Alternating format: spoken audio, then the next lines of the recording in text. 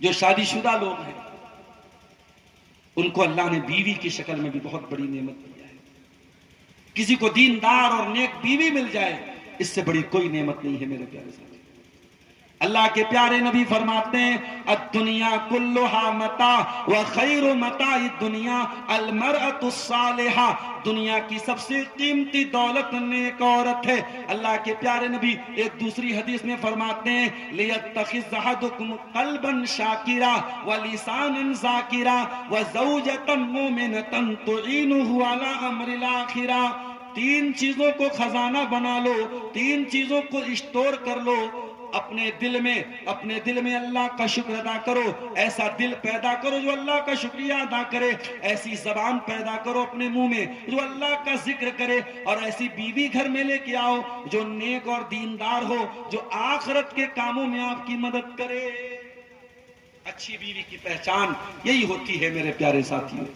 وہ شوہر کا بی پی بڑھاتی نہیں ہے, وہ ناجائز ڈیمانڈ کر کے شوہر کی کمائی اور شوہر کی طاقت سے زیادہ ڈیمانڈ کر کے شوہر کا جینا حرام نہیں کرتی ہے. دیندار بیوی وہ ہوتی ہے جو شوہر کے حقوق کا خیال کرتی ہے, شوہر کے حالات کا خیال کرتی ہے. اللہ کے نبی سے پوچھا گیا سب سے بہترین عورت کون سی ہے؟ آپ نے فرمایا التی تسرہ اذا نظر, جب شوہر دیکھے تو خوش ہو جائے, وتطیعہ اذا امر, اور شوہر کوئی بات کہے تو بیوی مانے, ولا تخالفہ فی نفسہا ومالہ بما یکرہ, اور شوہر کے مال کے سلسلے میں اور اپنی آبرو کے سلسلے میں کوئی ایسا کام نہ کرے جس سے شوہر ناراض ہو. میری پیاری ماں و بہنوں, ہم ابراہیم کی سنت تو بہت بیان کرتے ہیں, کبھی سارا کی سنت بھی آپ سمجھیے اور اس پر عمل کیجیے. سارا بہت خوبصورت تھی, بہت ہینڈسم تھی, سارا بہت خوبصورت تھی, اور سارا ابراہیم کے ساتھ سفر پہ جا رہی تھی. ان کا گزر ایک ظالم بادشاہ کے پاس سے ہوا. وہ ظالم بادشاہ عورتوں کا ریپ کر لیا کرتا تھا, اور اگر شادی شدہ لوگ ہوتے تھے تو شوہر کو قتل کروا دیتا تھا اور بیوی کا ریپ کر لیتا تھا. اس نے دیکھا بڑی خوبصورت عورت جا رہی ہے, اس نے سارا کو بھی گرفتار کیا, ابراہیم علیہ السلام کو بھی گرفتار کیا. جب سارا جانے لگی, ابراہیم نے اپنی بیوی سارا سے کہا اے میری بیوی سارا, جب بادشاہ تم سے میرے بارے میں پوچھے تو یہ نہ بتانا کہ تم میری بیوی ہو, بلکہ یہ کہہ دینا تم میری بہن ہو. اور یہ جھوٹ بھی نہیں ہوگا کیونکہ اس وقت روئے زمین پر ایک تم ایمان والی ہو, ایک میں ایمان والا ہوں. ایمان کے رشتے کے اعتبار سے ہم دونوں بھائی بہن ہیں. اے سارا, بادشاہ کو تم مجھے اپنا بھائی بتانا تاکہ بادشاہ مجھے جان سے نہ مار دے, میری جان بچ جائے. ابراہیم کو الگ قید خانے میں لے کے جایا گیا, سارا کو بادشاہ کے بیڈ روم میں لے کے جایا گیا. بادشاہ سارا کے پاس پہنچا, بخاری کے الفاظ ہیں بادشاہ نے ہاتھ بڑھایا سارا کو ٹچ کرنے کے لیے, سارا کو چھونے کے لیے, سارا کو غلط کام سارا کے ساتھ کرنے کے لیے. جیسے ہی بادشاہ نے ہاتھ آگے بڑھایا فَكَأَنَّمَا أُخِذَا, بادشاہ کا ہاتھ پیرالائز ہو گیا.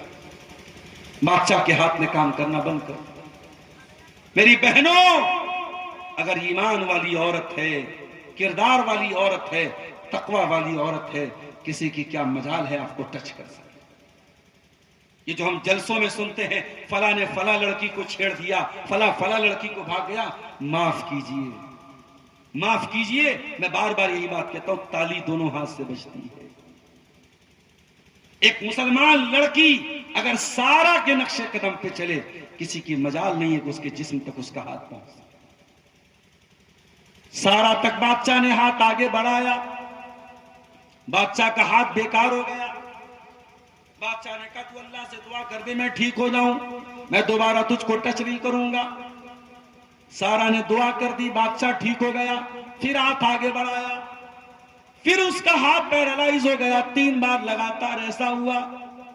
بادشاہ ڈر گیا, اس نے کہا جاؤ یہاں سے. اور جب سارا جانے لگی تو اس نے اپنی ایک لونڈی جن کا نام ہاجر تھا اس کو تحفے کے طور پہ دے دیا, سارا کو اس کو لیتی جاؤ. سارا آتی ہیں, کیا دیکھتی ہیں ان کا شوہر نماز پڑھ رہا ہے اور اپنی بیوی کی عزت کی حفاظت کے لیے دعا کر رہا ہے. وہ ہندوستان کے مسلمانوں, تم دعا کو کبھی حقیر نہ سمجھنا، تم دعا کو کبھی ہلکے میں نہ لینا۔ کوئی لاکھ کہے دعا کرنے سے کیا ہوتا ہے، نماز پڑھنے سے کیا ہوتا ہے، ارے نماز وہ چیز ہے، دعا وہ چیز ہے۔ ابراہیم کی بیوی کی عزت خطرے میں تھی، ابراہیم نماز پڑھ کے اپنی بیوی کی عزت کی دعا کر رہے تھے۔